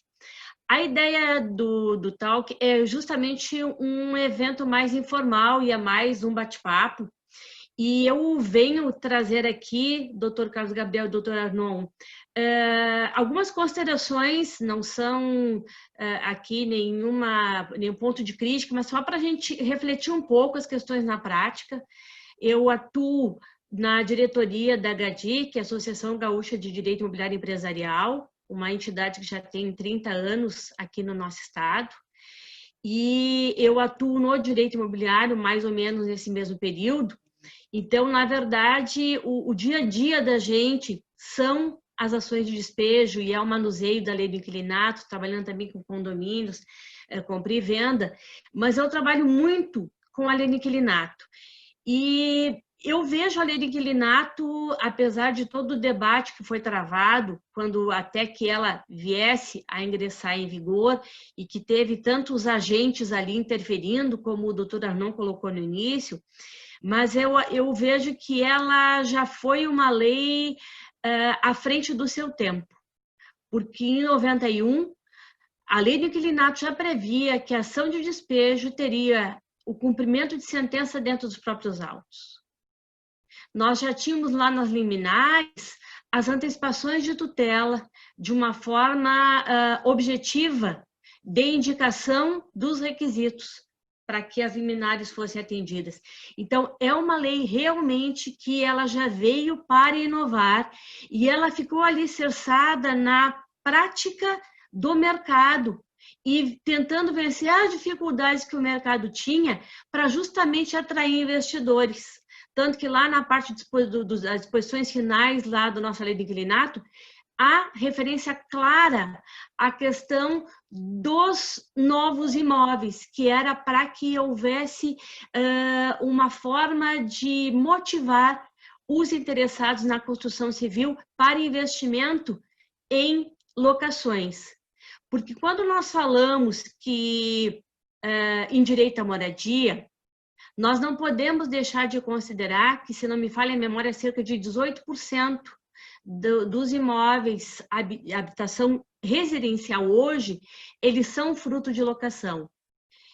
E isso é um percentual bastante elevado, ou seja, o mercado de locações, ele dá acesso à moradia, ele favorece a moradia. Mas para favorecer a moradia, nós precisamos privilegiar e garantir formas de que o bom pagador tenha acesso e tenha preservado a sua moradia. E não para que aquele mal pagador venha, por exemplo, beneficiar-se de uma locação sem garantia alguma, onde uma das liminares lá do artigo 59, do inciso 9º, é justamente a ação de despejo com possibilidade de eliminar na falta de pagamento quando não há garantia contratual. E nós não temos conseguido aplicar o cálculo matemático do legislador, que seria um cálculo de que entre o ingresso da ação de despejo por falta de pagamento e o desalígio do locatário com a liminar concedida, nós teríamos um transcurso tão ágil do processo que o locador teria um prejuízo que ele poderia administrar ou poderia absorver. E o que nós estamos vendo é que todo o esforço de liminares, ele acabou não atendendo à expectativa do tempo do processo, né? E eu tenho uma fala que eu sempre costumo repetir, porque eu acho que é uma das grandes verdades, que é de que o tempo do processo, ele age em favor do devedor. E o tempo do processo é o que determina os termos da rendição. Então, chega um momento da ação de despejo que o locador se rende, o locador fica disposto a pagar a mudança, ele fica disposto a abonar a dívida, para recuperar a posse do imóvel. Porque da forma como o nosso direito ele está posto, tanto na matéria processual quanto no direito material, quem tem a posse tem a força processual. Não é que tenha o direito, mas ele tem a força processual. Ele tem a força de se manter na posse. E a dificuldade do locador que ficou apenas com a posse indireta do imóvel é arrancar esse locatário da posse direta. Né? Então, esse momento de recuperação da posse, para quem atua aí no direito, como a grande maioria dos colegas que estão assistindo, é um momento bastante árduo entre a distribuição da ação e o desalívio do locatário. Essa lei do inquilinato, duas alterações assim, teve outras menores, mas as que eu reputo mais importantes é a da lei 12.112 de 2009, que aumentou, ampliou, né, o nosso arsenal de liminares, e muito boa hora, incluiu inclusive o inciso 9º ali, que é do despejo por falta de pagamento sem garantia com liminar para a desocupação do locatário, e a 12.744 de 2012, que trouxe toda aquela roupagem do build-suit, que era tratada apenas pela jurisprudência e pela doutrina, e vem a lei do inquilinato, então, e insere isso dentro da lei, com regras, apesar de que tenha sido um conteúdo pequeno, porque é um artigo com alguns parágrafos ali, mas era o que precisava para que a alocação nessa modalidade tivesse alguma orientação legal. E também lá no artigo 4º, disciplinando a questão da multa, que havia muita discussão pela entrega antecipada, que a multa de fato seria proporcional ao descumprimento do prazo do contrato, que também ali reduziu as discussões no momento da entrega de chaves antes do encerramento do prazo contratual. Com isso agora, eu ouvindo ali a fala do Dr. Arnon, e eu imagino o esforço que vocês têm vivido no acompanhamento dessa legislação que fica aqui apontada, né, a partir do projeto de lei que tem autoria já determinada pelo deputado Hugo, e ouvindo aqui a fala do Dr. Carlos Gabriel com todo o desfecho dessa ideia do despejo extrajudicial numa tentativa de acelerar a retomada da posse, desjudicializando, então, esse processo. E eu queria partilhar um pouquinho com vocês a nossa realidade aqui no Sul, porque nós temos aqui algumas coisas que são peculiares. Uma delas é que nós temos um grande volume de imóveis com terceiros ocupando. Então, muito me alegra ver que vocês já tiveram essa preocupação em pensar nessa perspectiva de que muitas vezes há um terceiro ali ocupando imóvel. E se nós lembrarmos antes da Lei 8.245, havia inclusive aquela discussão de que, havendo um terceiro no imóvel, a ação não seria de despejo, a ação seria de reintegração de posse, seria uma possessória, com todo um outro arcabouço de defesa e de tratamento muito mais complexo.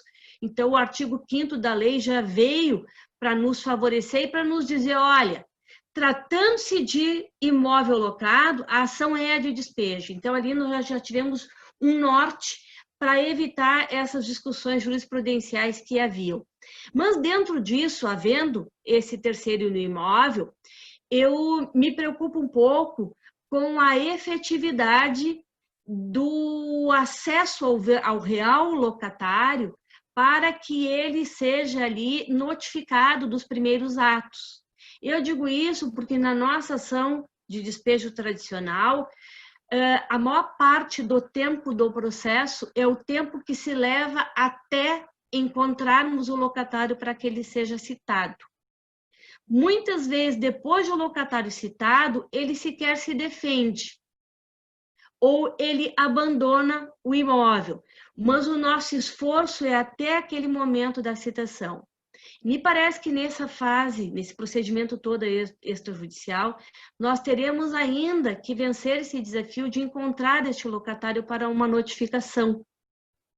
Mesmo que depois lá na questão do desalígio, nós tenhamos o terceiro ocupante sofrendo as consequências ali dos atos e da ordem judicial que vai haver. Então, assim, mais é para nós avaliarmos. Nós temos aqui também no nosso estado uma forte tendência do judiciário em atender aos pedidos de assistência judiciária gratuita.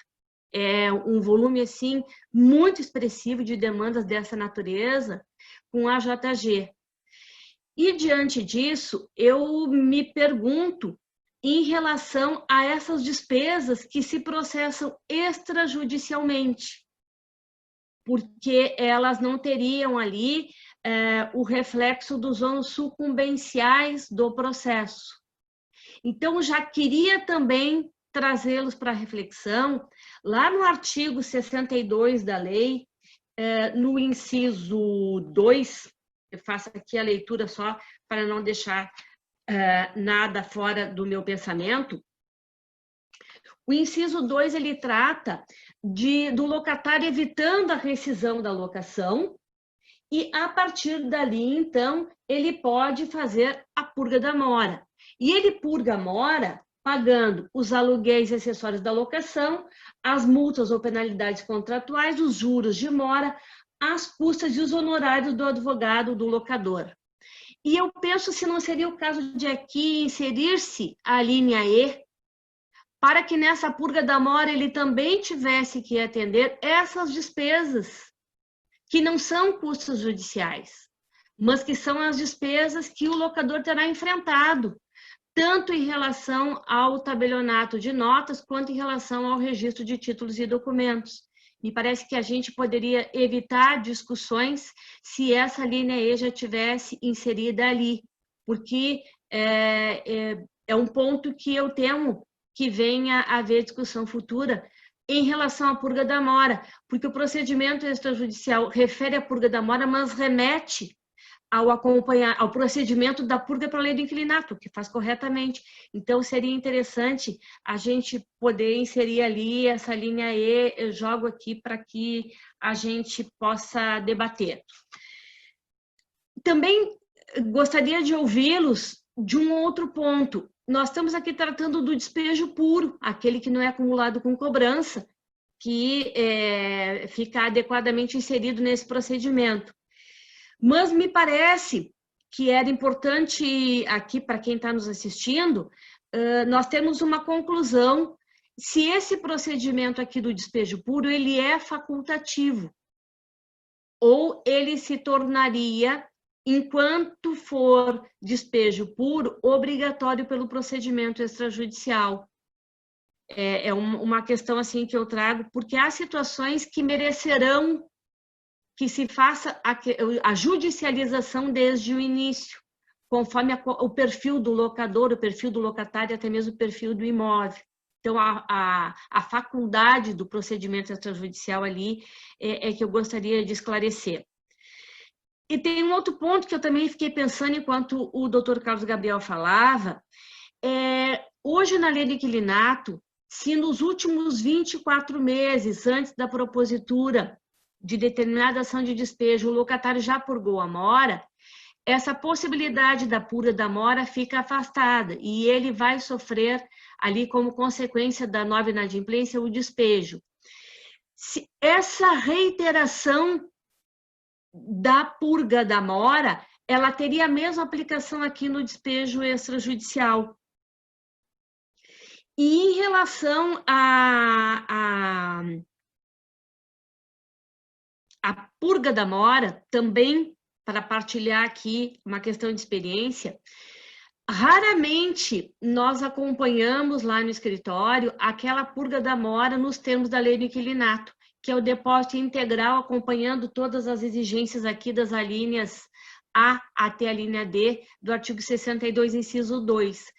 Nós vemos muito o interesse no pagamento parcelado do débito e costumamos fazer muitos acordos em ações de despejo, proporcionando o pagamento parcelado do débito. Então, a minha questão é, em vindo a haver esse parcelamento do débito, como ele seria formalizado de modo que o incumprimento de uma única parcela pudesse oportunizar de imediato o despejo? Então, é um ponto que eu acho também importante, porque a nossa realidade é do pagamento parcial, parcelado melhor, dentro da ação de despejo, e não o pagamento parcial. Todas essas questões, elas são questões mais técnicas, mais de procedimento, mas que eu acho que é importante a gente analisar, porque elas podem trazer alguma ideia para que vocês façam alguma sintonia fina, né, colaborando lá com o deputado Hugo, que já está tratando do projeto de lei, para que a gente possa ter a aplicação da melhor forma possível. Há mais tempo atrás, estudando sobre antecipações de tutela em ação de despejo, eu até fiz um levantamento estatístico, e que, só para colaborar com o que o doutor Arnon e o doutor Gabriel já disseram antes, no nosso estado, das ações de despejo julgadas, 96% de despejo por falta de pagamento, puro, 96% eram de procedência. Apenas 4% de improcedência. Eu fiz esse estudo para justificar a antecipação de tutela ainda antes da tutela da forma como está posta hoje no Código de Processo, mas da antecipação de tutela do 273 para aplicar-se independentemente dos casos de liminar ali do artigo 59. Então, é um percentual bem reduzido de casos em que o locatário de alguma forma demonstra que tem razão. Então, me parece que essa estratégia de que o locatário ele não fica mais à mercê da ação proposta, mas ele precisa agir para propor uma demanda para obstar o procedimento extrajudicial, realmente pode ser um caminho facilitador, porque hoje o locatário entrega no processo, ele apresenta qualquer defesa, uma defesa de meia lauda, e isso é tido e acolhido como contestação, e até que se chegue na fase de que o juiz venha julgar o feito, isso fica ali travando o processo e criando dificuldades em emperramento. Então, essas são assim, algumas ideias e para que a gente possa aqui partilhar com os senhores também, que estão vindo virtualmente ao nosso estado, né? A partir aqui desse evento virtual da nossa CEDI, para que a gente possa debater um pouquinho mais sobre isso e possa avaliar como melhor conduzir, e talvez algumas das coisas que eu esteja questionando, os senhores até já tenham as respostas, esteja dentro já do projeto e eu possa aqui não ter percebido. E, por fim, é a questão da emissão na posse. Como muitos locatários eles abandonam o imóvel no meio do processo, a gente costuma pedir ao magistrado que eles peçam um mandado de verificação e emissão na posse. Isso agiliza bastante ali a retomada do imóvel. Se não seria o caso de se avaliar essa emissão na posse sem esse modelo do mandado cumprido por oficial de justiça, mas já inserido aqui no procedimento extrajudicial. Então, eu assim cumprimento ao doutor Arnon e ao doutor Carlos Gabriel pela iniciativa, que é sempre corajosa, porque quando a gente vai na contramão daquilo que já está culturalmente arraigado, e nós aqui no Sul, nós somos um povo litigioso por natureza, né? Nós, não é por outra razão, inclusive, que o próprio STJ, apurando o maior número de recursos em determinado período tramitando no STJ, partiam do nosso estado, porque aqui há um permanente inconformismo, né? A gente só para de brigar quando diz transitou em julgado.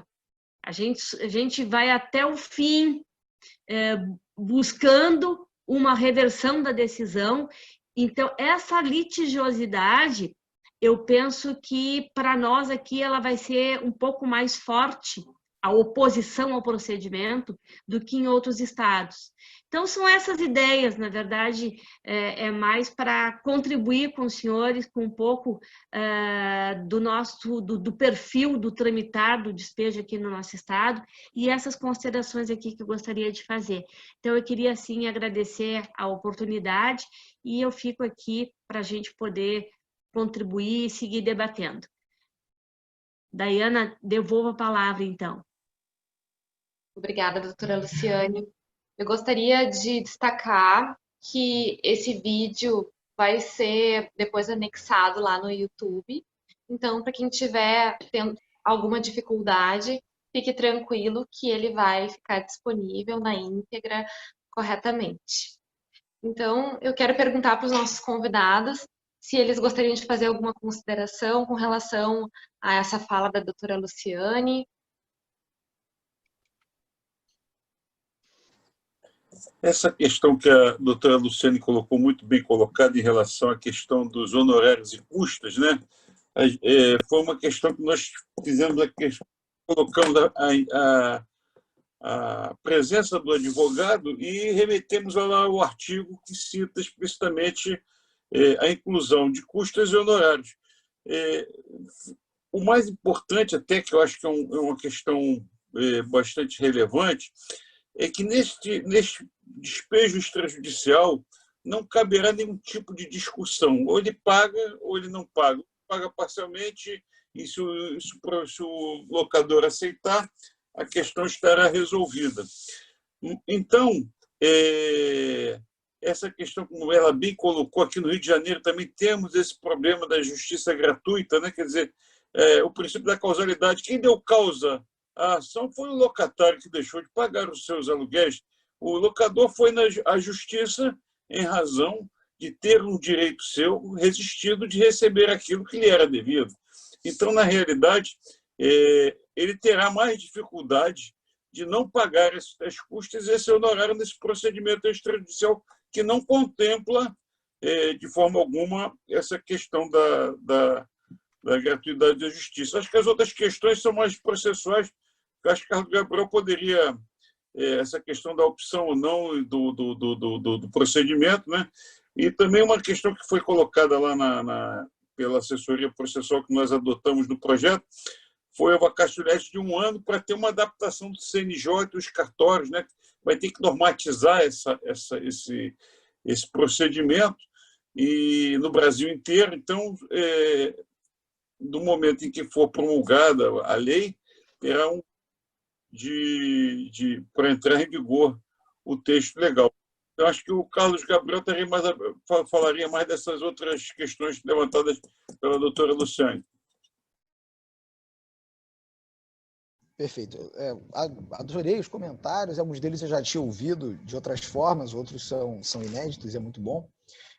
Endereçando primeiro a questão do artigo 66, né, da Lei do Inquilinato, que vai tratar do abandono do imóvel e reconhecimento, né, daquela questão, e aquela antiga discussão que só é antiga para quem não conhece muito a lei, que é aquela, poderá o locador emitir-se na posse? Algumas pessoas isoladas interpretam isso como a capacidade do locador de chegar lá, entrar no imóvel, está tudo resolvido, acabou. Pelo menos o entendimento majoritário é que não, é que eu dependo do judiciário para isso. Incluir isso no despejo extrajudicial nos levaria àquele problema originário que nós analisamos de dar ao tabelião o poder judicante. Ou seja, pela mera certificação de que o imóvel estaria abandonado, poderia então o locador tomar posse do imóvel para si. Isso seria altamente arrojado, né? Seria uma alteração arrojada. E aí, como a gente comentou no início, né? A ideia era apresentar um projeto que tivesse a capacidade de passar. Então nós tínhamos medo de que realmente uma disposição como essa criasse no projeto uma abertura muito grande, uma ruptura muito grande com o sistema que existe atualmente. E talvez isso seja melhor analisado depois que o despejo extrajudicial estiver funcionando, etc., a gente começar a fazer inclusões, como muitas pessoas me perguntaram, mas a denúncia vazia não poderia estar no despejo extrajudicial? Originalmente estava, né, Arnon? A gente montou um projeto monstruoso, tinham, sei lá, 140 disposições. E aí o que foi dito para a gente é o seguinte, calma, vamos devagar, enfrenta o que é mais problemático e depois a gente vai fatiando essas questões secundárias. Então, essa questão do artigo 66 eu concordo, eu acho que a gente deveria aprimorar, inclusive o texto legal, ele é dúbio, né? Ele não deixa muito claro como vai ser feito isso, até porque aqui no Rio de Janeiro, essa ideia de que o imóvel está abandonado, o locador poderá emitir-se, é em certa medida uma falácia, porque você tem que fazer um mandado de verificação, tem que constatar de fato se o imóvel está abandonado ou não, a própria verificação se o imóvel está abandonado ou não. É difícil, muitas vezes os locadores, como o tempo do processo não é o tempo do locador, eles agem em autotutela, eles vão lá e tomam posse do imóvel e avisam o advogado já na posse do imóvel, o advogado quase arranca os cabelos. Meu Deus, você não podia ter feito isso, sai daí. Vamos ter que dar um jeito, vamos ter que resolver o problema. Tá? Então, acho uma ponderação excelente, mas para esse projeto, nosso temor é que ele não tivesse a capacidade de absorver tanta mudança e acabar sendo derrubado por essas questões. Em questão das custas, isso foi um questionamento que a gente fez na época das discussões com a assessoria do deputado Hugo Leal. O seguinte, olha, a gente tem que tentar fazer aqui um mecanismo de facilitação da cobrança dessas custas. Porque senão, necessariamente, o nosso locador vai ter que buscar o judiciário numa segunda oportunidade para pleitear contra o locatário uma espécie de consolidado das custas, fazer ali uma apuração e cobrar. E a nossa grande dificuldade foi a seguinte: como eu tenho custas que ocorrerão no curso do procedimento extrajudicial, inclusive aquela custa da remessa ao Tribunal de Justiça, né, de cada estado, nós acabamos fazendo a opção por não incluir essa disposição das custas extrajudiciais nesse momento da purga, e que, portanto, só ficaria a questão dos honorários do advogado, que continuariam sendo pagos, afinal de contas, a lei não chama de sucumbencial, né? Por mais que eu concorde que boa jurisprudência acaba tratando esses honorários do 62 como sucumbenciais, a lei não dá essa nomenclatura, e a nomenclatura já era existente, né, na legislação processual em vigor à época da lei do inquilinato, e também na alteração de 2012, o que nós pensamos foi, realmente, essa questão das custas judiciais terão que ser objeto de uma cobrança paralela, e que será, na verdade, a cobrança paralela que vai embutir saldo de aluguéis devidos, aluguéis que se venceram no curso desse procedimento do despejo extra, porque a purga da mora, cá entre nós, e falo isso com muita tranquilidade, dificilmente ocorrerá. A purga da mora é um instituto que ele existe, mas como a doutora colocou muito bem, ou ela é feita de uma maneira parcelada, ou ela é feita de maneira equivocada, ou ela acaba se transformando num subterfúgio de discussão onde não deve existir discussão. Então, o Instituto da Purga em si, ele é um instituto muito interessante, mas que não deu certo porque talvez tenha, não vou chamar de ingenuidade, mas tenha se pensado assim, poxa, nós temos locatários que estarão de boa fé e que vão querer purgar a mora. E, na verdade, o locatário que dá de boa fé e quer purgar a mora, ele não espera o despejo acontecer, ele faz isso muito antes, né? Na nossa prática, ali na vência, a gente verifica. Então, nesse caso, lamentavelmente, eu concordo. Vai haver essa discussão e a minha inclinação é que essa cobrança terá que ser paralela. Terá que ser pelo procedimento de cobrança. E aí, obviamente, um procedimento de cobrança que vai acabar incluindo danos ao imóvel, quando verificar o estado do imóvel após a emissão na posse por parte do locador, e por aí vai. Um outro ponto fundamental que a doutora colocou é a questão da justiça gratuita. A justiça gratuita extrajudicial, ela é uma caixa preta, né? Acho que pouca gente já lidou com ela ali na prática, e os próprios tabelionatos de nota se sentem desconfortáveis em tratar disso, para isso não se transformar no que a justiça gratuita se transformou no judiciário, que é uma verdadeira tentativa e erro. Você tenta, se não der certo, você paga custos, né? Lamentavelmente, a gente acaba vendo isso como uma prática. É lamentável, porque o advogado que faz isso, ele está perdendo para o seu cliente pelo menos 4 meses de processo, 5 meses de processo, quando é sabedor de que essas custas terão que ser pagas eventualmente.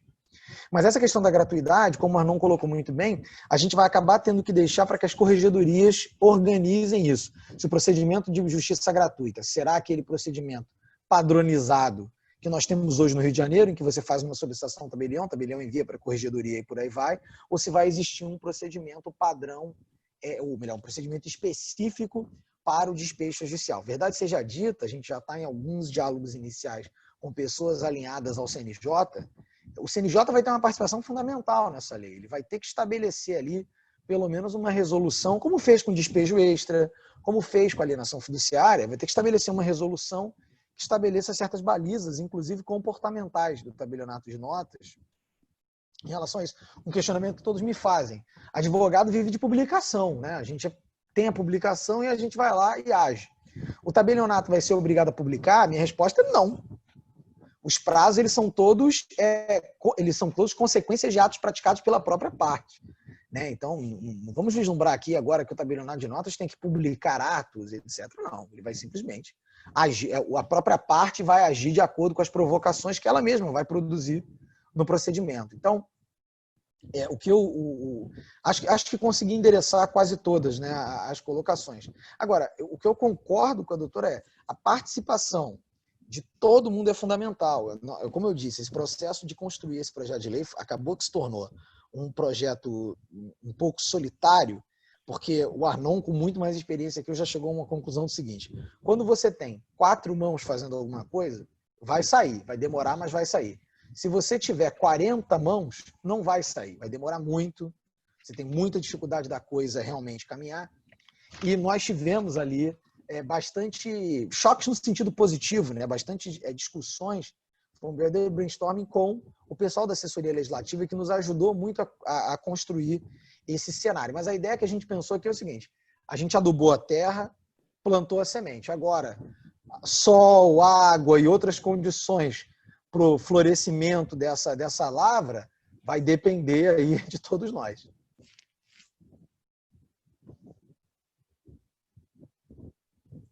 Certo, obrigada, doutor Carlos. Não sei se a doutora Luciane quer fazer mais alguma consideração.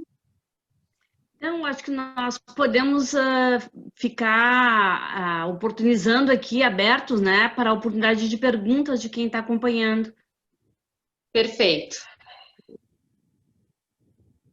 Então, eu verifiquei que no chat o Leandro Sasso fez uma colocação, gostaria de fazer ela no microfone?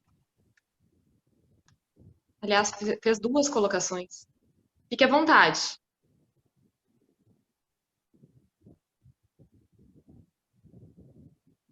Bom, então eu vou ler a colocação que ele fez ali no chat. Ele falou assim: o procedimento passaria pelo tabelionato, cartório de notas. Ele está me esclarecendo que ele está sem áudio, por isso que ele não está conseguindo falar. Bom, retornando então, ele fez a seguinte colocação: o procedimento passaria pelo tabelionato, cartório de notas e poder judiciário, incluindo custas e despesas em cada procedimento. Será que este procedimento não ficaria mais oneroso ao locador? Em parte até já foi respondido, né? Mas, de repente, se quiser fazer mais alguma consideração... Eu acho que a pergunta é excelente. Ela é a grande pergunta, né? O custo disso. Só que, na verdade, nós temos que analisar algumas coisas. Primeiro, as corregedorias do Estado vão fazer ali os ajustes que julgarem necessários nesses procedimentos, né? Então, a questão das custas, ela ainda é um pouco uma incógnita.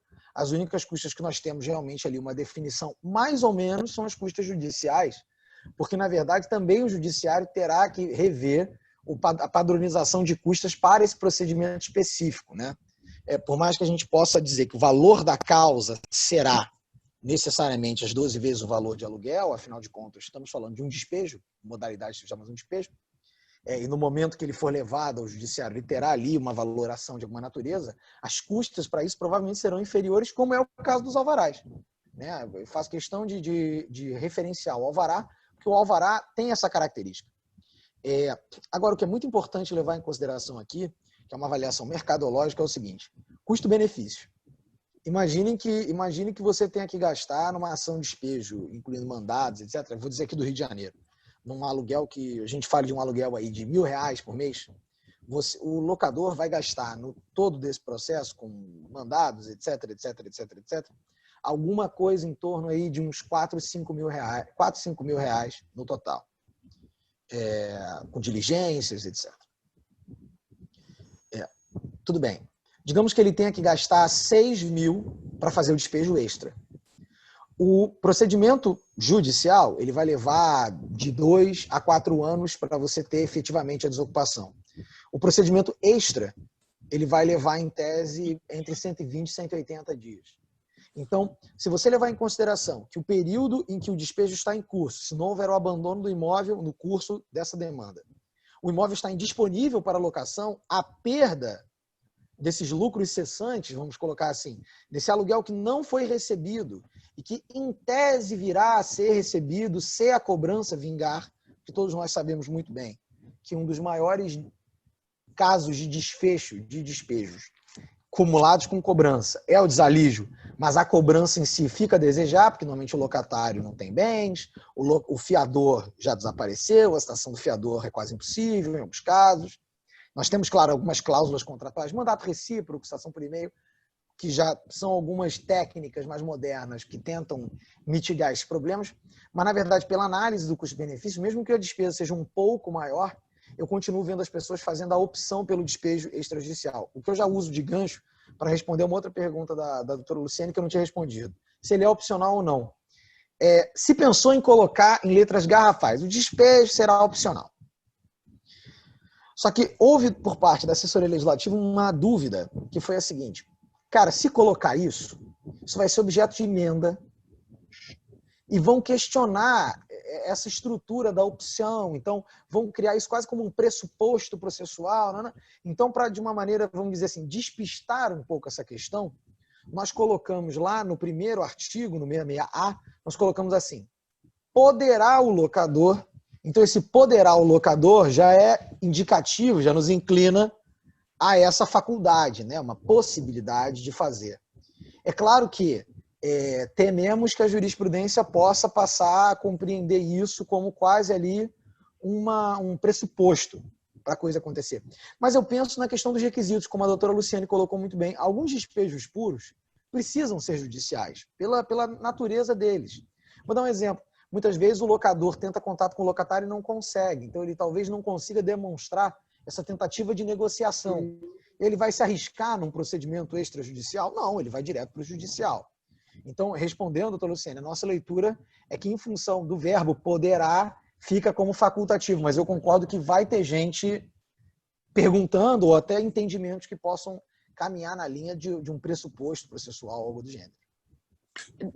Doutor, só para completar o pensamento aqui, enquanto o doutor Carlos Gabriel falava, uma situação interessante é quando entrou a possibilidade da execução das cotas condominiais, quando se ingressa com uma ação de cobrança de cota condominial, nós temos alguns magistrados determinando que o advogado faça a adequação à execução nos termos do Código de Processo Civil.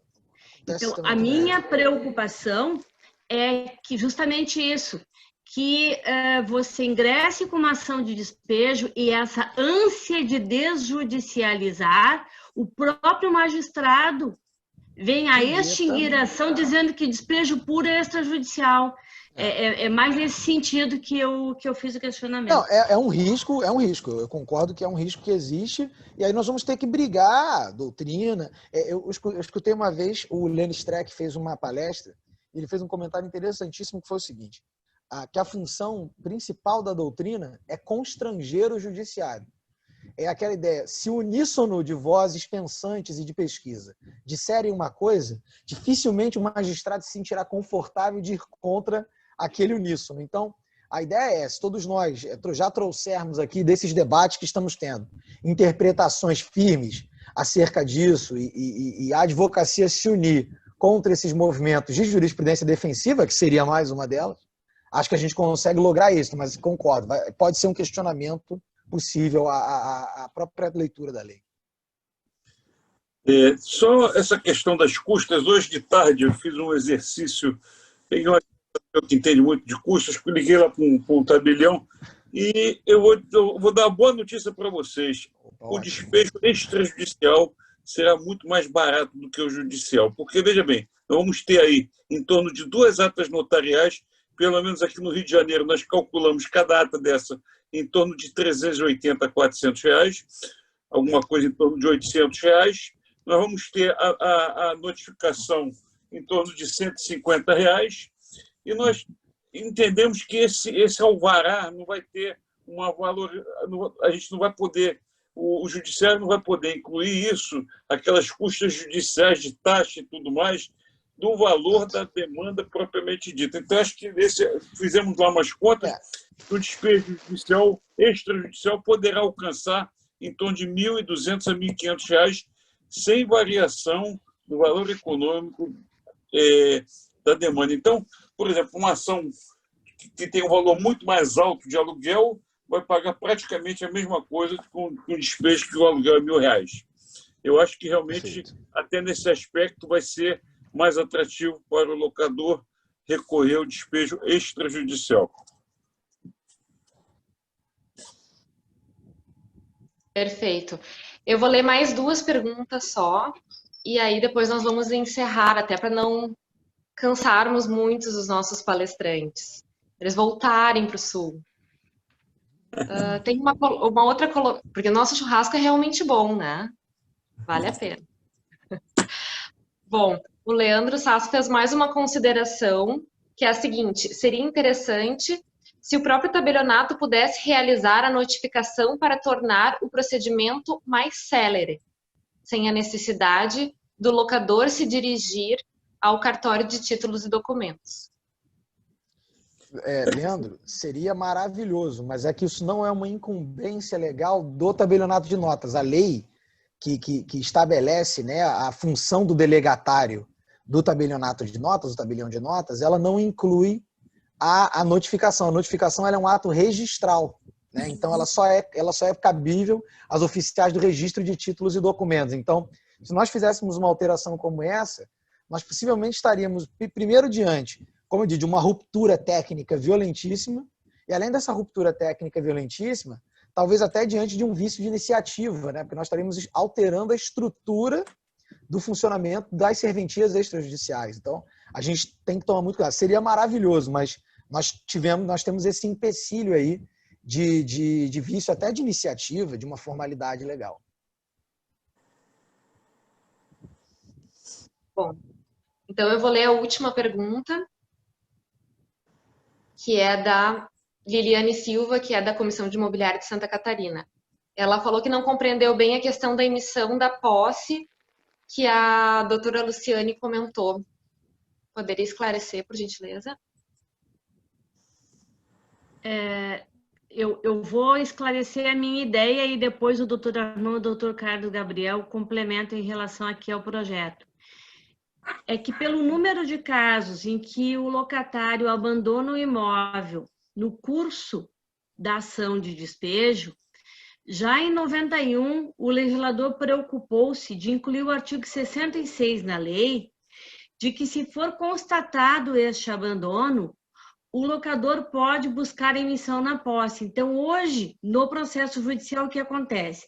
Você ingressa com a ação de despejo, a ação tramita, e em qualquer momento que vier a ser constatada a possibilidade de abandono, o advogado faz um mero pedido de expedição de mandado de verificação e emissão na posse, no qual, pelo artigo 66, o oficial de justiça vai até o imóvel, certifica, acompanhado de um chaveiro e do locador, ou representante deste, certifica as condições de abandono, o imóvel é aberto pelo chaveiro, o oficial de justiça certifica o que foi encontrado lá dentro e o abandono supõe-se que não tenha nada mais lá dentro, ou que tenha, seja coisas sucateadas que possam ser, inclusive, removidas sem nenhum prejuízo do locatário e possam, inclusive, o locador desfazer-se disso.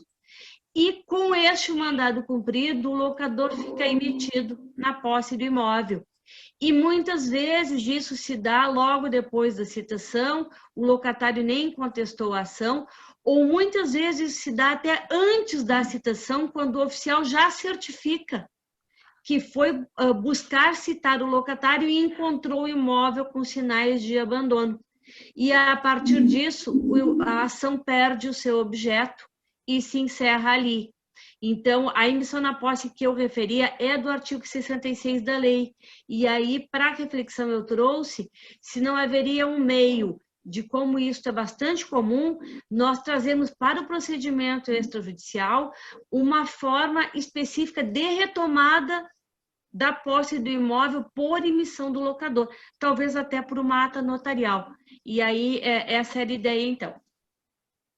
Deixa eu dizer uma coisa para vocês. Minha experiência aqui no Rio, em relação... Eu acho que a ideia da doutora Luciane é maravilhosa, realmente, mas como a gente pretendeu fazer... A gente achou o seguinte, né, como aquela história, né, o primeiro carro que a gente compra, né, a gente juntou aquele dinheirinho, vai comprar o carro mais standard porque não tem dinheiro para comprar, né? A gente é jovem, né? Então, a gente está fazendo um projeto mais standard possível para conseguir se tornar ele palatável. Mas deixa eu falar da minha experiência em relação a isso, é uma questão muito interessante, porque, no fundo, quando o imóvel está abandonado, o grande problema é o seguinte, o que tem dentro do imóvel, né? Essa é a questão, né? Porque amanhã, se você vai lá, retoma aquele imóvel, o inquilino pode dizer que tinha ali $1 milhão lá dentro, que o proprietário se apoderou desse valor expressivo dele. Então, eu aqui no Rio, eu tenho praticado duas formas de fazer essa emissão de posse sem a intervenção do judiciário. Né? O Carlos Gabriel falou que fica com os cabelos em pé. Eu não fico, não, Carlos Gabriel. Tem dado certo. Uma é através da ata notarial. Leva um cartório lá e faz a emissão de posse junto com o cartório. O cartório vai certificar que não havia nada, né, que o imóvel estava abandonado, porque, na realidade, o que acontece? Como é que a gente sabe que o imóvel está abandonado? O porteiro diz que saiu a mudança. Né? Se saiu a mudança, né, o cartório, então ele vai lá, pega a declaração do porteiro e tudo mais, ou, se não, de uma maneira mais barata.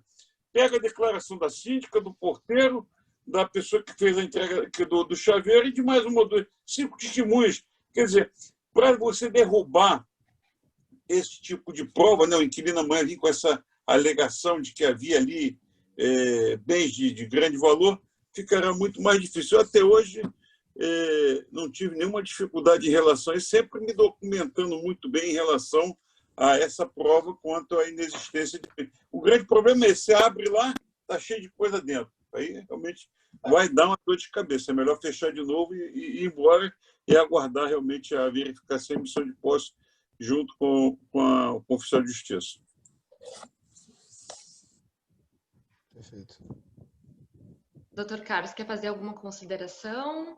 Exatamente. Assim, na verdade, o grande ponto em relação a isso, que é como eu coloquei, a nossa grande dificuldade era como ajustar essa ideia de que eu vou poder autorizar que, por meio de uma ata notarial, por exemplo, alguém se auto-imita na posse, que isso poderia ser reconhecido em alguma medida ou dar ao tabelião o poder de julgar, de decretar uma emissão, ou então dar a alguém o poder de autotutela, né, de por meios próprios, se insinuar sobre a posse alheia a princípio. Né? Até porque um ponto fundamental é que a natureza do 66 dentro do procedimento judicial é uma natureza de tutela. Né? Pelo menos nós, né, do processo civil, a gente sabe que a natureza do 66 é uma tutela, ela é um incidente processual que vai produzir ali, em função de uma análise probabilística, do seguinte, olha, o cara que abandonou, ele provavelmente não tem mais interesse, etc. Então vamos colocar. Eu tenho um caso concreto que eu gosto de comentar sempre, de uma pessoa que viajou por 6 meses, se caracterizou o abandono do imóvel, dentro de uma ação de despejo, a pessoa voltou e foi remetida na posse do imóvel. Porque não houve abandono, a pessoa viajou. Ah, mas ela estava inadimplente. Mas o contrato ainda em tese estava rígido, o despejo não estava decretado. Então, assim, essas nuances, que são complexas, seria um caso, por exemplo, que eu concordo com a doutora Luciane, a gente teria que levar para o judiciário. O judiciário é a seara correta para a gente tomar uma decisão mais acertada, com menos riscos. Eu longe de mim discordar do Arnon, mas o Arnon é um cara que vive perigosamente. Mas é verdade. É uma situação que todo mundo já viu. Quem nunca ligou para o cliente, né? O cliente lhe ligou e falou assim, já estou na posse do imóvel. Já estou aqui, já está tudo resolvido. Então, assim, então, né? Vamos fazer o quê? Já está tudo resolvido. Perfeito. Excelentes considerações. Sem dúvida, esse projeto de lei ele traz novos ares para nós, novas possibilidades. Precisamos realmente pensar em mecanismos que nos possibilitem não levar para o judiciário, né?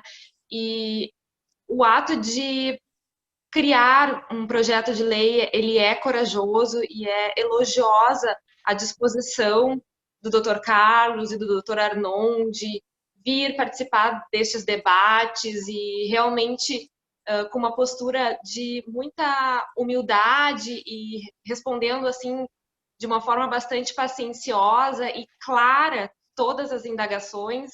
Eu tive o privilégio de acompanhar outras lives e realmente é inspirador, né? Não são todos os advogados que têm essa postura.